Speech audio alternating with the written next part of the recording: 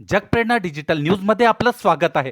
पाहूया आजची गोंदिया जिल्ह्यातली सर्वात मोठी बातमी. अंगणात खेळणाऱ्या 6 वर्षीय चिमुकल्यावर वाघाचा हल्ला. अर्जुनी मोरगाव तालुक्यातील दुर्दैवी घटना.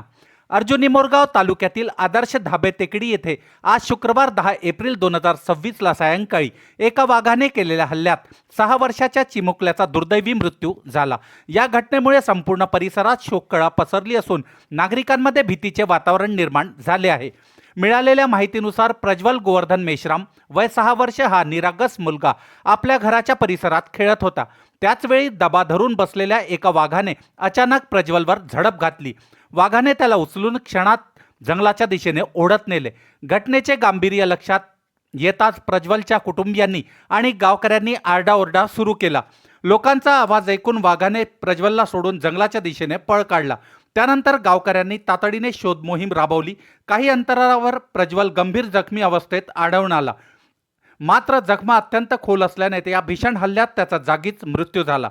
घटनेची माहिती मिळताच वन विभागाचे अधिकारी घटनास्थळी दाखल झाले असून पुढील तपास सुरू आहे. या घटनेमुळे गावकरी संतप्त झाले असून त्यांनी संबंधित वाघाच्या तातडीने बंदोबस्त करण्याची मागणी केली आहे.